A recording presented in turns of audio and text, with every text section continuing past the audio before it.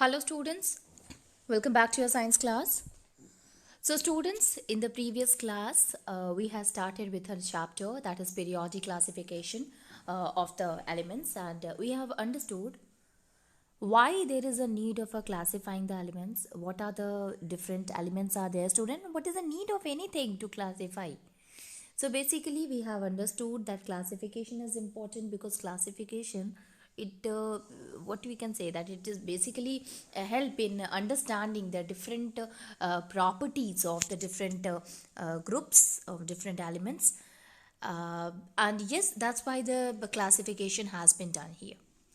Now, talking about the classification itself, students, so we have seen that it was the first attempt. Why there is a need of a classification? Obviously, because the elements are what they are of a different properties, and when we classify, it will be quite easy for us to understand the properties of the different element. And there are 119 elements are there, so it was quite difficult to understand or to learn all the different properties of each and every element. That's why the classification has been done.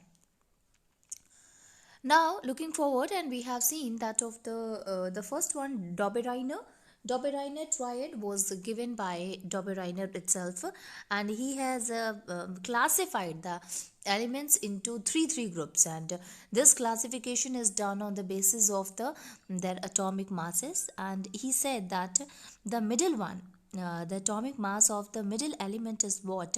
It is the average atomic mass of the first and the third one. This was given by Dobereiner, and it was quite means very much correct. But later on, it was find out that at that time only few elements were known, and this is not applicable for each and every type of an element. And obviously, not all different properties can be easily find or easily can be studied by this method. So that is why the Dobereiner triad was, it was later on okay, so it was because of such limitation, Dobereiner triad was it was later on discarded. Now after that, that came is the Newland's law of octaves. In case of a Newland's law of octaves, students, we have understood that basically the elements are divided into the 8 different types of an elements, and on the basis of the increasing atomic mass, it was divided into that of the 8 elements. Okay, it means the different, they have been arranged in the increasing atomic masses, and it is found that the eighth element shows the property of the first one.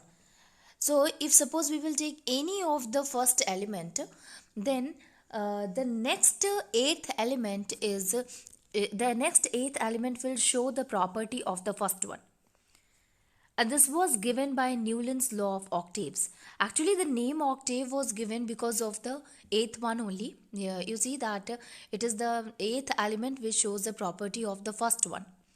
That is why the name is given as a Newland's law of octaves. Okay. Now, as you can see here, if we talk, the property of the lithium and sodium is just found to be same. Sodium is what? It is the eighth element after lithium. And obviously, that's why it shows the same property like that of the lithium itself. Similarly, if we talk about the beryllium and magnesium, so magnesium will going to show the same kind of a property as like in the beryllium used to show. Okay. Now you can see here we have understood also that if suppose we will take the lithium, so sodium will going to show. If we take as a boron, then obviously aluminium will going to show the same kind of a property as the boron will show. Calcium, the same, students. If we talk about magnesium and calcium, so calcium will be the eighth element of that of the magnesium, and it will going to show the property of the magnesium. Ultimately, this is also the eighth element, and it will shows the property. Now if we talk about this Newland's law of octaves, so it work on the musical notes. Musical note is what? That is sa re ga ma pa dha ni. You see that after ni again it will sa, and sa is what? That is the eighth letter. So obviously it will what? It is after seventh one, the eighth one is what? It is equals to the first one. So this note keeps on repeating, and similarly the Newland's law of octave was. So that's why we can say it work like in a musical notes. Now there are some drawbacks of that of the Newland's law of octave. First of all, this Newland law of octave, it was applicable only up to the calcium. So after calcium, every eighth element did not possess properties similar to that of the first one. Okay, so law of octave was what? It is for the calcium itself, and calcium is what? That is the eighth element. Now see here, after calcium what happens? As you can see here in the table itself,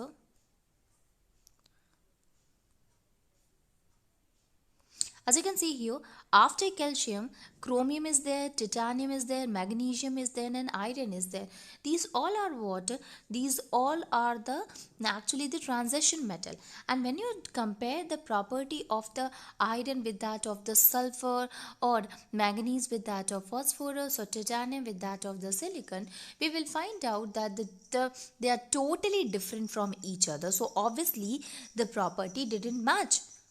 So it was find out, and it was find out that after calcium the properties are not the same as it was predicted by Newland's law of octaves.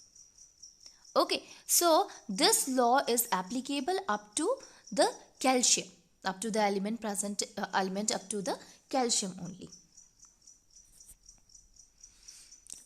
So this is the first one. So that's why it is written here that it was found that law of octave was applicable only up to calcium. And after calcium, every eighth element did not possess the property similar to that of the first one. Means randomly it can, but not the every eighth element will going to follow the Newland's law. Now the next limitation was there in that of the Newland's law, that it was assumed by Newlands that only 56th element existed in nature, and no more element would be discovered in the future. But later on, several new elements were discovered whose property did not fit into the law of octave. So Newland, he explained that only 56 element can be present there, and no more element will be existing in the nature itself, even in, it will be not discovered. But later on when it get discovered, and these elements when it is what you can say, when it get discovered, and the property, it did not fit into the law of octave when it was kept according to the increasing atomic masses. So obviously this law, because of this one property, this is what we can say, that limitation of the Newland's law.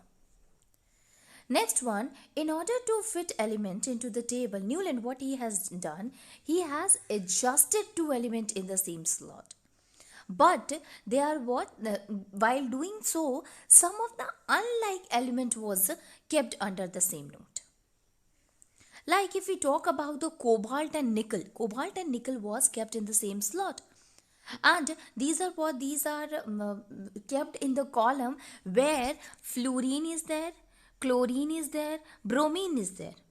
And you know that the cobalt and the nickel, the property of the cobalt and nickel is totally different from that of the fluorine, chlorine and bromine. Okay, so their property is different, very much different.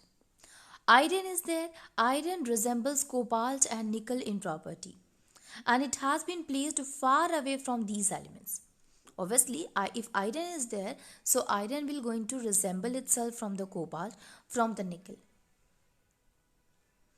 Okay, but iron and cobalt and nickel, they are kept far away from each other. So obviously with the help of this, we can say that the elements which are unlike, they are kept together in the same column, and the element which is actually they are like to each other, they possess the same kind of a property, they are kept far away from each other. Now later on, with the discovery of the noble gases, when the noble gases discovered, at that time this law of octaves, it becomes irrelevant. obviously, because what happened when the noble gases were discovered, then there was an another column for the noble gases, and obviously afterward the eighth one will be not going to show the same kind of a property as it was shown or it was explained by the Newlands. Now you see here, if suppose there is an another column will be there for that of the noble gases. So if a helium is there or a neon is there or argon is there, so you can say, now suppose if we will take here lithium is the first one. So 1, 2, 3, 4, 5, 6, 7. It's a 8 and it will be the 9. Okay, so 1, 2, 3, 4, 5, 6, 7, 8 and 9. Okay, so now it is not the eighth one which will going to show the property as the first one. And why is it so? It is because of the discovery of the noble gases. That is why it was said that after the discovery of the noble gases, this law it become irrelevant, totally irrelevant. So these are some of the limitation of the Newlands law. The first one, the Newland law is applicable only up to calcium. After calcium, it is not applicable at all.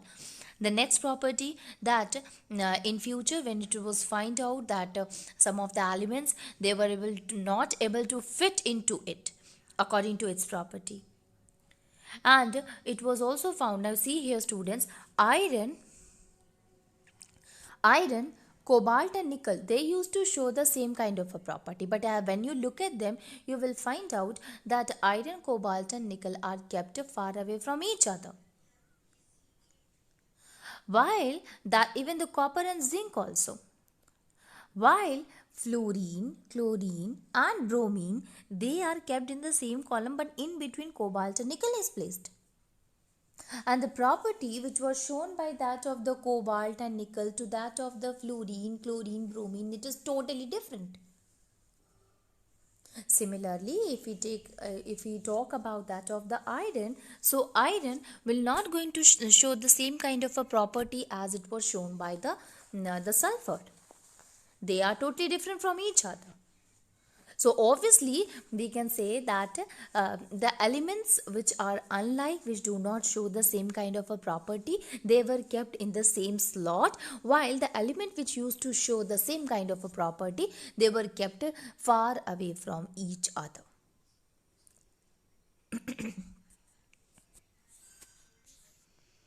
Okay, so it is because of that the Newland's law of octave was it was there. Now let us move on and we will start with the next one, and that is the Mendeleev periodic table. Mendeleev periodic table, Mendeleev, Dmitry Ivanovich Mendeleev, a Russian chemist. So he is the most important contributor to the early development of the periodic table of element, wherein elements were arranged on the basis of the fundamental property. Obviously, he has contributed a lot in the development of the periodic table of the element, in the classification of the element itself, and what he has done actually, when he started working on that of the different kind of a element, he find out that at that time only 63 elements were known, and these elements he arranged them according to their atomic masses of the element. Okay, according to their different atomic masses they are arranged, and while arranging, obviously when he look at the different physical and the chemical property, among the chemical properties in the between that of the oxygen and hydrogen, he selected the hydrogen and oxygen. As why is it so? Because they were very reactive and they form the compound with most of the element. The formula of the hydride oxide formed by the element were treated as one of the basic property of the element for this classification. So he basically he arranges the 63 cards and he wrote down the property of one element on each of the card. And with the similar property, he pinned the card together on the wall, and he observed that most of the elements got a place in a periodic table when they were arranged in their increasing atomic masses. So first of all, he find out that what are the different chemical properties, what are the different physical properties of the elements, and then he has written all these things on a 16 card slots, and then he arranged all these 16 cards on a wall, and then he start grouping them together according to their properties, and then he pinned the card together. Afterward, he find out that when we will going to arrange the element according to their increasing atomic masses, he observed that the period the physical, they means the elements going to show the same kind of a physical and the chemical properties together. On the basis of that, we can say that the property of the element are what. So now you can see here that Mendeleev, according to this law, he stated here one thing, and that one thing is, students, you can see, on the basis of the Mendeleev, he formulated a periodic law which states that properties of elements are the periodic function of their atomic masses. It means the property of the element, of the different element, it is because of the different atomic masses. The function of the different element is because of the atomic masses of the element. Okay, so we can say here that the properties of the element are what? These are the periodic function of the atomic masses. Now, Mendeleev periodic table contains vertical column called groups and horizontal rows called periods. So while classifying them, the table, he has seen that he has grouped, he has given the name to the rows and to the columns also. To the column, to the vertical column, he has given the name that is group, and to the horizontal rows, he has given the name that is periods. Now let us move on and see the Mendeleev periodic table. Now you can see here, this is the Mendeleev periodic table, students. Obviously, you can see this is the oxide and hydride. On the basis of that, he has classified the element into the different one, and similarly for the hydride also. Now here you can see he has given some of the for the transition series also he has given space, and as you can see here, according to the different atomic masses, increasing atomic masses, he has arranged all the different elements. So hydrogen is there, lithium, beryllium, boron, carbon, nitrogen, oxygen, fluorine. Obviously, at that time, noble gases were not discovered. That's why it was up to that of the fluorine only. There was no neon or a helium was there. Now, what are the different achievements are there? Means, how can you say that Mendeleev periodic table was a good one? Actually, it was a widely accepted, and the reason is, the first one is, that is, first of all, Mendeleev, he has placed the element with the slightly greater atomic mass with the slightly lower atomic masses, and the sequence when inverted, it could be grouped together. Especially if we talk about the cobalt, that was 58.9, which appears before nickel.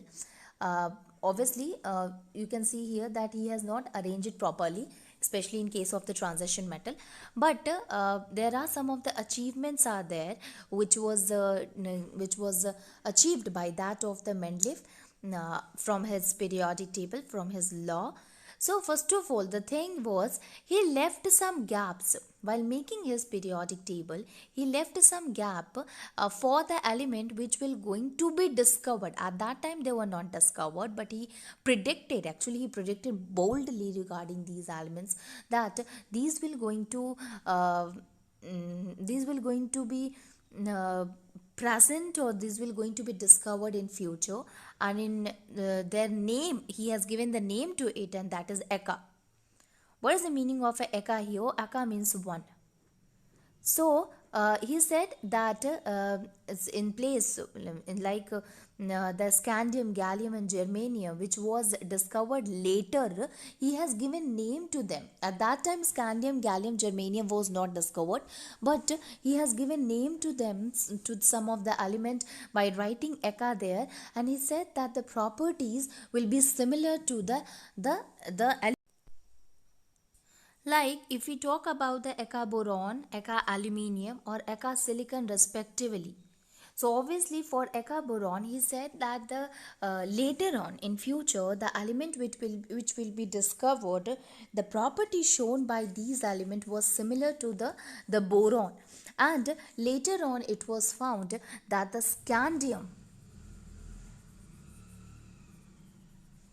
will show the property like that of the boron itself.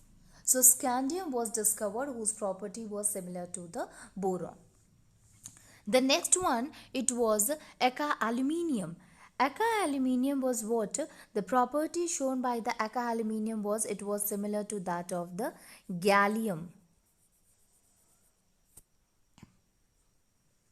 Okay, so gallium used to show the same kind of a property as shown by same kind of as shown as it was predicted by that of the by Mendeleev, like that of aluminium. Yeah, so aluminium used to show the property similar to that of the gallium. And then silicon. So silicon used to show the property like that of the germanium. So Eka silicon is there which used to show the property that is germanium. So you can say here gallium which was discovered, it was replaced by Eka aluminium, then germanium was similarly like that. So we can say by all this that the prediction which was made by Mendeleev that in later years these elements will be discovered and they will going to show the same kind of a property. As you can see here, if we look at the Eka aluminium which was predicted by Mendeleev, later on when the gallium was discovered, it used to show the same kind of a property as predicted by Mendeleev itself.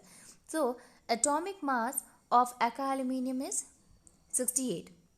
Here the atomic mass of that of the gallium is 69.7.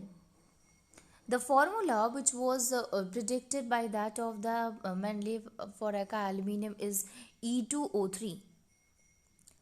While for that of the gallium it was similar to that is Ga2O3. Similarly for chlorine it was ECl3, and for that of the gallium it was GaCl3. So this prediction was very much similar. The next one, it was that the Mendeleev, when the noble gas is discovered in future, when the noble gases like that of the helium is there, neon is there, argon is there, when these were discovered, so actually these gases, they were discovered very late, and the reason is that they are very inert, so they are present in the atmosphere in a very low concentration. Obviously it will not going to combine with anything, so its concentration is very low, so it was discovered very late. Okay, but later when it was discovered, when the noble gases and the inert gases, inert or noble gases are the same only. Why we used to call them inert gases? It is because that these gases are what they are. These gases are actually do not react with each other. That means they are very unreactive. That's why we call them as inert gases. So these inert gases, they are present in a very low concentration in the atmosphere, and they are very unreactive. They do not react with the other elements, and that's why they are very inert. Now see here, when these noble gases, they can be easily, later on when the discovery of the noble gases occur, so they cannot be kept when they are kept in that of the Mendeleev periodic table, they do not disturb the table. Means they can be easily placed as a new group without existing the order.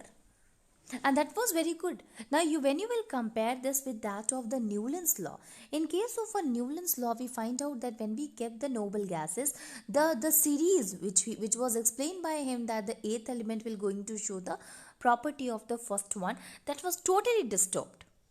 But here, when we talk about it, when these gases were discovered, they could be placed in a new group without disturbing the existing order. So they were kept as a noble gases at the last without disturbing or affecting the properties of the different element, without disturbing that of the table. So this is what, student, these are some of the achievement which was achieved by Mendeleev. Okay.